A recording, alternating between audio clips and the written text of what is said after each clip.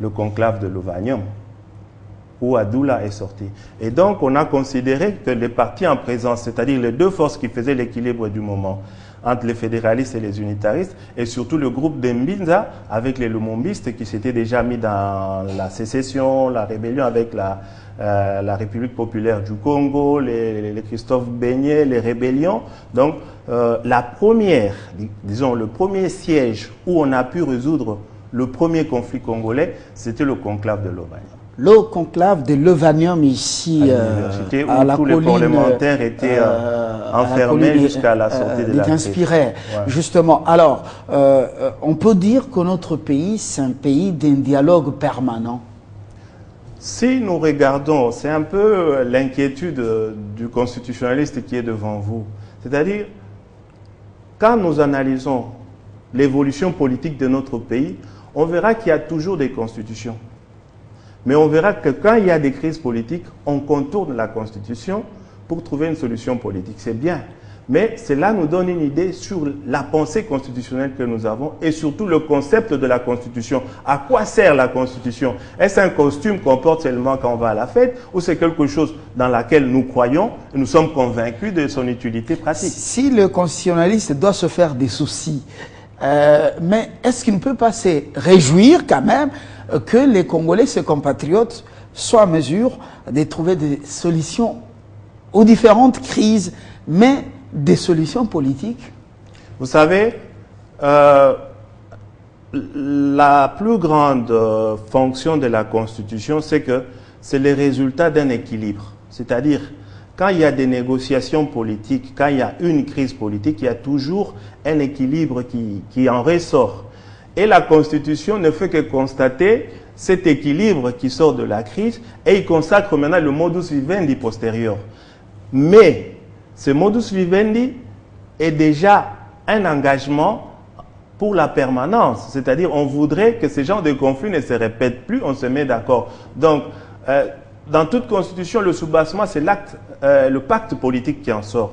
Mais ce pacte politique, ce n'est pas un pacte transitoire. C'est un pacte qui est appelé à vivre pendant longtemps. Et maintenant, quand il y a des crises politiques, faudrait-on contourner la Constitution, c'est-à-dire qu'on pourra faire une moyenne par république de 10 ans. Chaque fois qu'il y a une crise, et on entame un processus constituant parce qu'il y a toujours des négociations, parce que la Constitution est dépassée, parce que la Constitution ne s'adapte plus à la réalité du moment, et on adopte une nouvelle Constitution. Donc on sera dans un processus constituant permanent. Et le conclave de Lovanium a ouvert justement les portes à d'autres processus dans le cas de résolution des crises dans notre pays à cette époque.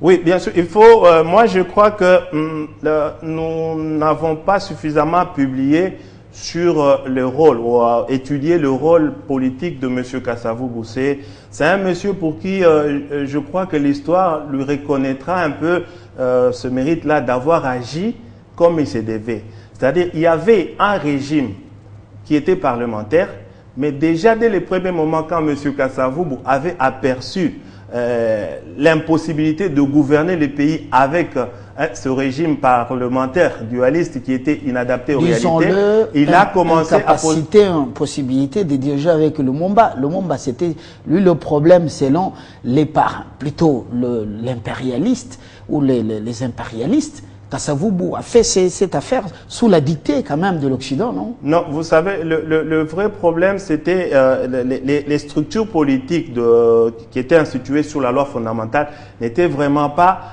adaptées à la réalité du moment. Ça, on est tous d'accord. Mais les acteurs politiques n'avaient pas non plus la capacité intellectuelle et technique nécessaire. Moi, je me réfère par exemple au Parlement qui n'était pas capable de légiférer. Le Parlement, sous la Première République, n'exerçait que des fonctions de contrôle politique sur le gouvernement. C'est ce qui a mené toujours à des motions de censure, motions de défiance en permanence. C'est ce qui a fait comprendre à M. Kasavubu que le Parlement était incapable, les deux chambres étaient incapables d'appuyer l'action du gouvernement, d'ailleurs qui avait sa majorité, même avec Adoula.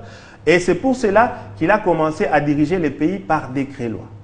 Et il a envoyé le Parlement sous la Première République, il a envoyé un congé sine die. Et il a nommé la Constitution, il a nommé la commission Liaou, qui était une commission extra-constitutionnelle. C'est-à-dire, normalement, la loi fondamentale, c'était une loi provisoire. C'était une constitution provisoire.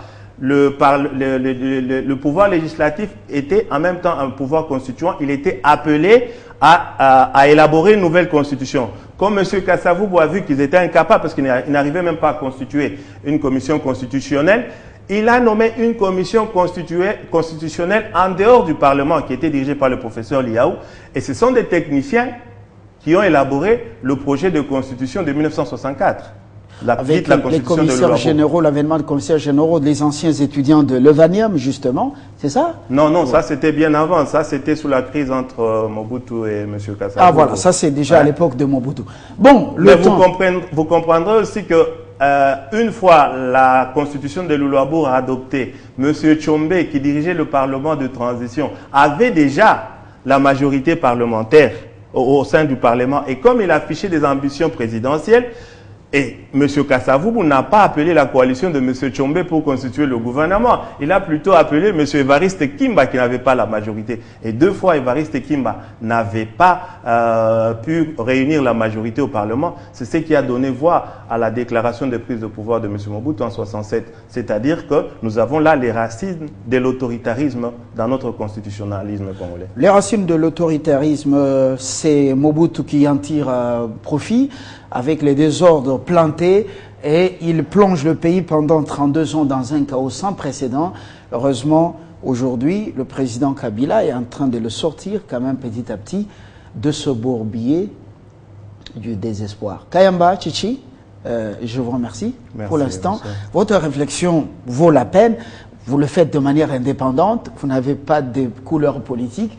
Merci. Et puis, nous vous souhaitons une très bonne soirée. Merci à vous. Nous changeons de sujet.